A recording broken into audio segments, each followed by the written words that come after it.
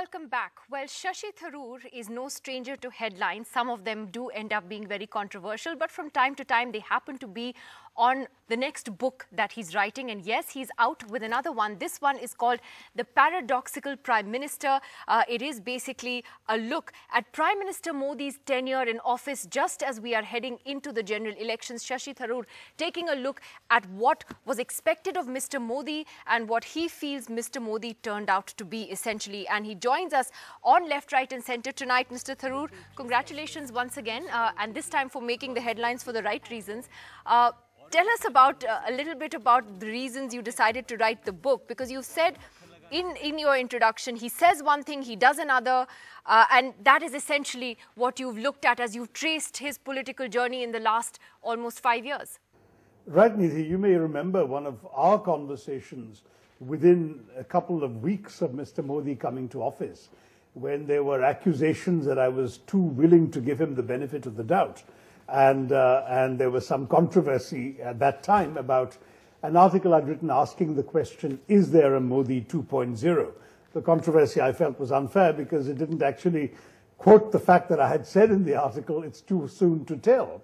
But it was at that point far too early to tell.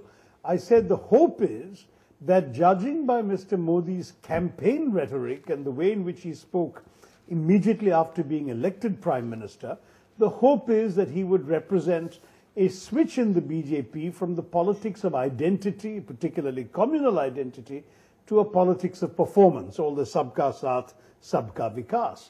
And I felt that we should judge him only by the actual achievement of that objective, rather than by his somewhat complicated and unsavory past. Now, I still remember that conversation you and I had. It was a difficult one at that time because I was an official spokesman of the Congress Party. I no longer am. And I'm speaking very much as an individual MP who has watched the unfolding of Mr. Modi's record over 4.5 years as Prime Minister with growing disenchantment. And the reasons for my disenchantment are what I've laid out in some detail in the book. It is precisely that, far from moving towards a politics of performance, Mr. Modi has actually presided over some of the worst and most illiberal elements in our polity. And I'm going to ask you about that. In a paradoxical way, because he continues to express. I'm going to ask you about that in some detail, because that is essentially what your book deals with in 5 different sections. It looks at his foreign policy, it looks at the various schemes that he's launched, etc. But can I ask you first, many would say that a book written by Shashi Tharoor on Prime Minister Modi, would it be an objective book? Because you are, at the end of the day, a Congress member of Parliament. Why should we say that this is a book that gives us a neutral lens, as it were, into Mr. Modi's tenure? No, I don't pretend to be neutral. I'm very much an engaged figure in our public life, and I'm an active member of Parliament. But at the same time, I believe that I have demonstrated a capacity over the last 9.5 years to be both participant and commentator. Sometimes, as you observed at the beginning of your remarks, that hasn't helped me. But sometimes I think it has actually enhanced the value of the observations I make, because they're seen as at least being grounded in something more than merely partisan politics. Now, I'm somebody who obviously has a set of convictions and a worldview that is in consonance with that of the Congress Party rather than with that of the BJP. But had Mr. Modi been able to fulfill the pledges he made at the beginning of his term, I think I would have found it difficult to write this book, because this book takes pretty much the entire range of commitments of Mr. Modi, his performance institutionally, in governance and government, his performance on the economy, his performance on foreign policy. I'm going right through the list of the various things that I think many people who voted for Mr. Modi hoped he was serious about. And that's why I believe that, since the yardstick is laid out and the judgment is against those yardsticks, that it will not be seen as merely a propaganda sheet by a political party, but rather a very serious analysis by a credible commentator. Did your view of Mr. Modi, though, come in a sense, as a surprise to even you? And I'm asking this because, as you mentioned yourself at the beginning, there were schemes of his, you know, like Swachh Bharat, etc., that you supported, and then people read 100 different things into that. But the way his tenure has turned out, personally, did that surprise you? Did you think that he would actually be a prime minister with the kind of majority that he has, who would be able to deliver on what he had set out to do? Maybe not on everything, but on some of it at least. Exactly. I mean, I think that's precisely the point. He had a huge majority, an enormous amount of goodwill. He was seen as a relatively unknown quantity in that all that was known about him was from the context of what happened in Gujarat in 2002, balanced by the claims for Gujarat's development in the subsequent period under his watch. And therefore, there was a perception that he might come in and actually be a sort of CEO for India Inc., the way he had claimed to have been for Gujarat Inc. And so a lot of people who were not Hindutva inclined at all voted for him in the expectation that, look, maybe we don't agree with his worldview when it comes to certain issues, but he's going to deliver results, he's going to preside over development, he's going to be effective, he's going to be somebody who can lead and be decisive and so on. Instead, what we've seen is actually a letdown across the board. This seemingly decisive leader has presided over some of the worst policy paralysis across governance in the last 4.5 years.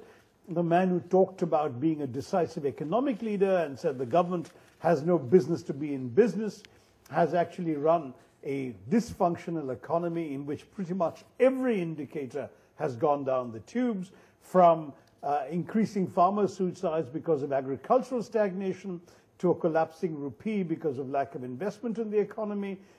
Everything that you expected Narendra Modi to be good at, even if you disagreed with him on, say, Hindutva, none of those things have actually been delivered. But Mr. Tharoor, if I was to be the devil's advocate here, if I was to be the devil's advocate here, to be very honest, when one talks to people today, and you're saying he's a big letdown, but there is also a popular perception at the moment that personally he's still he's still someone who's highly regarded among people. You go and talk to people, let's say in Rajasthan, they may be angry with Vasundhara Raje, but they're not angry with Narendra Modi. The people are still willing to give him the benefit of the doubt. You don't see that? No, I do see that. In fact, I describe it in the book, and I even say in the last chapter of the book that he is clearly still, in most public opinion polls, the most popular figure to be a potential prime ministerial candidate. That's partly, I must say, because of extremely assiduous marketing of his image. We have seen this going back to 2013, when he was first anointed the BJP's prime ministerial pretender, where there was a very effective marketing of a certain image of Narendra Modi, some of which may be true, some of which is frankly just marketing. But the result is many people say, look, whatever you may say about him, he is an honest man, he is devoted to the country, he is an ascetic, he doesn't have any children whom he's putting in important positions, he's not making money for his family, this kind of thing. And these are things that are held up as examples of the kind of probity that people want to see in the Prime Minister. Frankly, every one of those qualities is also true of Dr. Manmohan Singh. But no one went around marketing that, saying he's an honest man, he's not promoting his family. But you're honest enough to admit, that you remembered as a soft-spoken economist. No, but you are honest enough to admit that Mr. Modi today is still the most popular face for the Prime Minister's position. You're being honest about that. I'm just saying that that's what the public opinion polls tell me. I'm not sure that all the public opinion polls can be relied upon, and certainly we in the Congress definitely intend to counter that with two arguments. Number one, that there are others who are going to be far more effective in delivering results.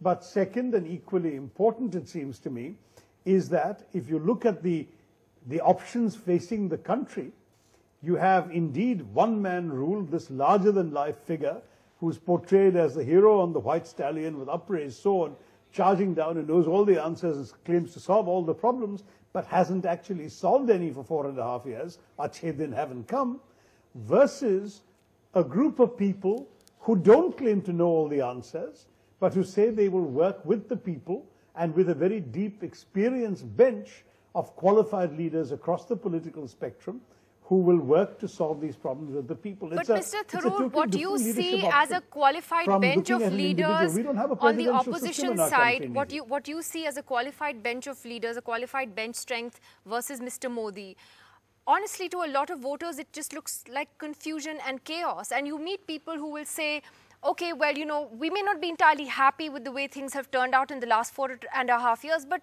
who's on the other side? Who's going to be the face of the opposition? You really believe that Rahul Gandhi, for instance, can be the face of that opposition? Does the opposition need a face to take him on? Well, as I was just saying, we don't have a presidential system. It's not about Mr. Modi versus someone, whether it's Rahulji or anyone else. It's really not about two individuals. We are running a parliamentary system. You have to vote for values, principles and parties. And at the end of the day, the numbers in Parliament will shuffle up and throw up their own leader. There is no guarantee that if the BJP loses as many seats as they're currently projected to lose, that Mr. Modi will even be the BJP's choice necessarily. They may find somebody who would be more amenable to forming partnerships and coalitions. We don't know. The whole point is we're not voting for a president. This is not Donald Trump versus Hillary Clinton. This is not Narendra Modi versus Rahul Gandhi. This is BJP versus a number of parties who have a common understanding, and perhaps it will vary. There may not be a nationwide pre-poll alliance for all these parties. Some will be allied before the elections. Some will come together after. That's the way the parliamentary system works. So it seems to me the question is unfair. To look at it as Mr. Modi versus who, it may not be Mr. Modi at all on that side of the equation. It is one set of politicians calling themselves the BJP on one side versus a number of politicians in a number of parties who are united on certain values of an inclusive and progressive India who resist the idea of what Mr. Modi's BJP stands for. So that's the choice that the Indian electorate is going to be facing in 2019. Well, my final question to you, Mr. Tharoor, is, you know, on the controversies that seem to dog you from time to time.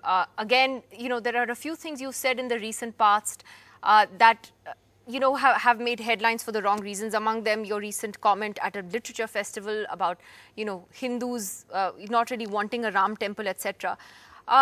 What do you say to those who feel that you can often end up damaging your party with such comments? And I'm sorry that the media didn't take the trouble to see what I'd said. What I'd said very clearly was that most good Hindus do want a Ram temple at the site they believe to be that of Ram's birth, but that no good Hindu would have wanted it by destroying somebody else's place of worship. That is a comment that echoes the very things that have been said by Mr. Vajpayee and Mr. Advani at the time. I'm not saying anything that is radically different from what many have said before, including from the BJP side. So the distortion by taking one portion of a two-sentence remark and making it into something it never was, which the media sadly plays into. Tharoor says no good Hindu would want a temple. I never said that. What I said is available on videotape, and the videotape is available on YouTube. Anybody can watch it. But our media sadly chose to go along with the BJP's convenient distortion of what I had said, and this is part of my frustration in speaking to on public occasions on the stage, in that there is a lot of willful misquotation that suddenly makes me into controversy's favorite child, whereas what I'd said was very clear and explicitly uncontroversial. Well, Shashi Tharoor, all the best with the new book. It's The Paradoxical Prime Minister. Good timing. Thank you very much for joining us on Left, Right and Centre tonight. Thank you. And joining us on the panel this evening, we have with us Nilanjan Mukhopadhyay, journalist and author, someone who has, of course, written a biography on Mr. Modi. We are also going to be joined by our other panelists very shortly. Nilanjan Mukhopadhyay, to you first. I know you haven't had a chance to go through Shashi Tharoor's book, but you had written your own biography of Mr. Modi, and that was a few years ago. It's interesting, though, that Shashi Tharoor has kind of taken what his promises were and tried to look at his record, and you can tell now from what he said what he has written. Would you agree with that sort of overall analysis of Mr. Modi? I was listening to Mr. Tharoor very carefully when he was talking with you. The first thought which came to my mind was that he is a proclaimed Hindu. He wrote a book on explaining as to why he is a Hindu. I felt that there was an element of praischit in this entire exercise of writing the book. He confessed, that he was very hopeful for Mr. Modi to be slightly different from what was the expectation. His expectation was that he would turn a new leaf. So, which means that there was possibly something which he read, which has not actually turned out to be the way he thought that it would be. So, he is trying to atone for his earlier conclusion. So, Mr. Tharoor explained to you that he had also said, that it is too early to say that if Mr. Modi is actually going to be Modi 2.0. Having said that, I wrote my book, which came out in 2013, 5.5 years ago in March, April 2013, that's the time it came up. My book ended around the time when he got yet another verdict in Gujarat. But as the election campaign progressed, I think it became very clear that Mr. Modi was not leaving much of his past behind. He was merely camouflaging it. His entire campaign, there was a very understated layer of Hindutva which was there. For instance, labeling Rahul Gandhi as Shehzade, repeatedly calling the UPA government as Delhi ka Sultanate, using phrases which hark back to an Islamic past. That is why it was fairly clear that things are not really going to be very different. So, Mr. Tharoor's title, paradoxical Prime Minister, stems from the fact that he was possibly among those people who had better expectations from Mr. Modi. I am using better expectations because they are the people who have been disappointed. That is why the paradoxical Prime Minister. If I was writing a book on Mr. Modi's 5 years, I would possibly not see it as a paradox, because for me he's turned out to be exactly the way I had visualized things would be. Interesting you say that. We have Shantanu Gupta, who's written a biography incidentally of Yogi Adityanath the Mukh, who became Chief Minister. Pavan Varma of the JDU joining us. He's of course an author himself and a former diplomat. Shantanu Gupta, your take on Shashi Tharoor's analysis of the Prime Minister. Do you see it only as an opposition member of parliament writing this analysis of the PM and ending up being disappointed? Tharoor insists it's not, that he's objective because he says he did have hopes from Mr. Modi, which he did articulate publicly in the beginning, and that he's disappointed at the end of the day.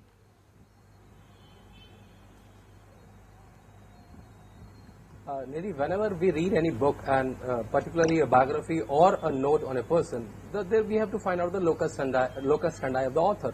And in this case, Shashi Tharoor is a Congress politician, as not a fringe Congress politician. He was a minister, he was a CWC member, an official spokesman, and currently also in the thick of things. I was hearing the interview of Mr. Shashi Tharoor, and he made some some remarks which are not backed by any facts. So he said all the economic parameters are down. Which country is he reading? Is he reading UK's parameters? India is the fastest growing economy, the 5th, 6th largest economy. Fiscal discipline is very high. Inflation is all-time low. So I don't know which economic parameters is I can talking also about. throw some I think statistics when we are reading back. this book, we have to juxtapose other books which are written with very erudite writers, like Modi at 3.5. Marching with a Million with Uday Mahankar, on foreign policy, the various other books which talks in a very different language. So I think I'll read it with the locus standi of Mr. Shashi Tharoor. He being a Congress politician, book coming just 3-4 months before the 2019 election. So I'll read it with that tinge. Okay, Pavan Verma, as an ally of the BJP, but as somebody who's never afraid to speak his mind, how do you look at Shashi Tharoor's analysis of Mr. Modi? Would you agree, even as an ally, that Mr. Modi hasn't been able to keep every promise that he made? No leader can. But do you think he's been able to do a fairly good job in nearly 5 years? Well, I think Shashi, as a member of the Congress party and the opposition, has done what should be done in a democracy, which is that the opposition is critical of the government in power. And I think being Shashi, erudite and eloquent, he has written from his point of view very convincingly. My only concern is, and something that I can share with Shashi is, that in his introduction, he seems to be a bit on the defensive. He seems to be almost explaining to his own party why he should not be considered to be a supporter of Narendra Modi because of his occasional comments which were interpreted by his own party to be less critical of the Prime Minister than he should have been, and therefore almost as an expiation, as an explanation, he's written this book. You know, he has a very interesting sentence in the beginning of the book which says that assessments involve complex alternating shadows of grey. And he says that our politics is not supposed to be nuanced. That is what people believe, and everything has become a complete binary, black or white. But in his attempt to give an explanation, it is a binary. There is nothing good almost in the last 4.5 years. So even the title of the book in many respects would be considered by his own party to be very mild. It's the paradoxical Prime Minister, not the failed Prime Minister, not the Prime Minister who did not You're deliver. inviting trouble. It's just a paradox. So I think that Shashi has written a book, but from what I read in the introduction, it seems that he wants to convince more the critics of in his own party than to necessarily attack the Prime Minister, which he, of course, he has done fairly voluminously. But, you know, Shantanu Gupta, I'm just going to again read out parts of, you know, from the book where he's talked about the fact, for instance, that Mr. Modi gives voice to a number of liberal ideas, such as the Constitution being his holy book, but at the same time pandering to some of the most illiberal elements in Indian society on whom he depends for political support. Is there an element of truth in that? For instance, when we've seen, and Tharoor points that out, whether it's the lynchings, the violence of Gau Rakshaks, he may say that this is bad, but then when his ministers go and garland somebody who has been convicted of lynching, it sends out a different message. So isn't that a paradox? So, Nidhi, I think in the pre-press release which I've seen in newspapers, I think this line is there that one time he's pandering the liberal ideas, and one side he's looking as if he's standing with Gau Rakshak and lynchers. But I think in many occasions, in his speeches, in his tweets, in his Facebook posts, in his interviews, he has condemned lynching, Gau Rakshaks in so many words. So I don't know. That's what I'm saying. Whatever I heard in the interview or whatever I read, because I'm handicapped that I have not read the book still. So whatever I read, it's still a very political. It's a very political messaging. It's sounding like a speech for Rahul Gandhi. The whole book is sounding like a speech for Rahul Gandhi. I think I'm repeating myself. That Prime Minister Modi have time and again spoken against Gau Rakshak and lynchings. Well, speaking is one thing. I think the point Tharoor is trying to make is that whether that translated into action. Manish Tewari of the Congress joining us as well. And Manish Tewari, before you came on, Pavan Verma was trying to get Shashi Tharoor into trouble and saying that, you know, his book, he sounds a bit defensive in his introduction, trying to convince his own party that no, he's not been, you know, a big fan of Mr. Modi's. I don't know if you've had time to see the introduction, but is that how the Congress has, in a sense, viewed, you know, Tharoor's relationship with Mr. Modi with some degree of wariness? Well, Nidhi, I have not had the occasion of reading Mr. Shashi Tharoor's book or even perusing the pre-press release which has been put out, but I did see a Facebook video which Shashi had put out yesterday. And going by what I heard Shashi saying, you know, the fact remains that this government, when it came in 2014, they thought that they had got the mandate to rewrite the fundamental compact which underpins the idea of India. So therefore, going back to 1947, when you had the partition, you had an Islamic Pakistan, and the founders of the modern Indian state were able to create a secular, inclusive, pluralistic Republic of India. But there were some who believed, especially those who owe allegiance to the right wing, that a religious partition should have gone to a logical conclusion. And unfortunately, or fortunately for this country, they were not able to have their say for 7 long decades as the liberal idea of India consolidated itself. And then in 2014, you know, elected on the thinnest sliver that a majority government has been elected on in the past 70 years. They thought that they could rewrite that fundamental compact, and that's why when you see the lynchings and you see the Beti Bachao, Bahu Le Aao, Love Jihad, and all the other negative manifestations which have been unleashed. It was actually an attempt to extinguish the First Republic and lay the foundations of a de facto Second Republic in this country. Fortunately, it has not succeeded because of the pushback, from people who believe in that idea of India, and everybody who stood in their way, including the media, including writers, artists, etc. Every attempt has been made over the past 53 months in order to browbeat and intimidate them. So therefore, if Shashi does make that point, there is a fundamental and a solid basis of making that point. Okay, well, I just want to ask Pavan Verma this first, which is that do you believe, as Shashi Tharoor's, as he looks at different aspects of Mr. Modi's governance over the last few years, that this government has got trapped by a lot of the slogans that it has created and has got carried away with some of that and taken, therefore, its eye off the ball? Now, I'm not even talking about the lynchings, etc. I'm talking about the issues that, like, for instance, on the economy. I mean, we hear a lot of big slogans. But yes, Shantanu's right. There are some macro numbers that are very good, but there are lots of other numbers that are extremely worrying. Whether it is whether it's oil prices, whether it's the rupee, whether it is job numbers.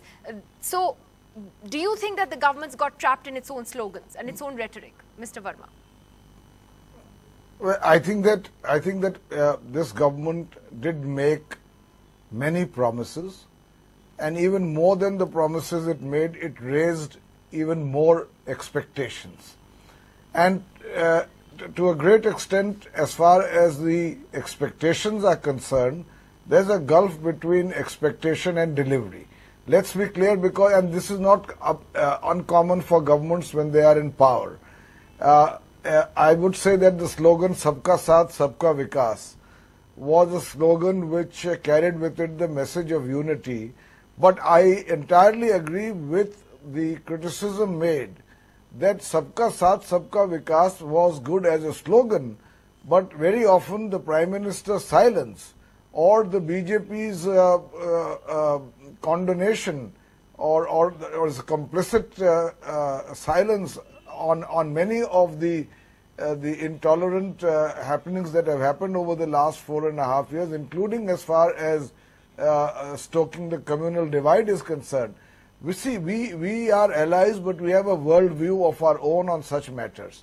And Mr. Nitish Kumar has said very often that there are things that we support, but there are things on which we do not yield ground, and one of them happens to be communal harmony. We believe that any attempt to play the Hindu-Muslim divide solely for a short-term electoral dividends is wrong for this country, and therefore, I think to that extent, sometimes the Prime Minister's silence has been in direct variance with the slogan he himself coined and which appealed to the people of India, which was called Sabka Saath, Sabka Vikas. But there's one more point I want to make.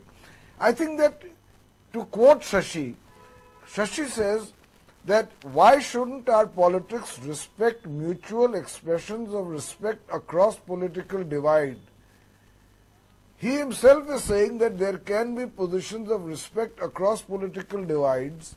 And why should he asked this question, why should we preclude the politics of fair-minded debate? Nidhi, you will see that this is there in the introduction.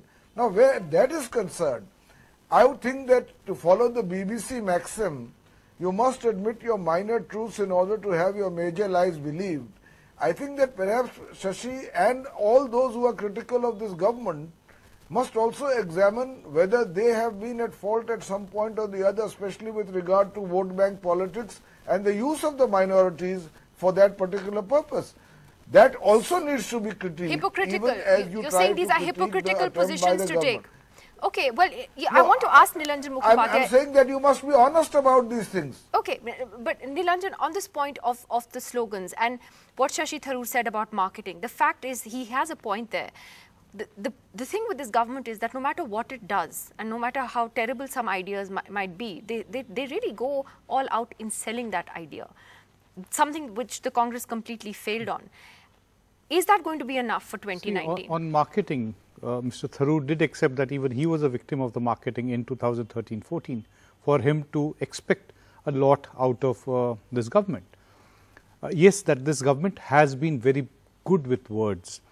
I look at it this way, that this government has been very good with basic concepts, but huge building constructs.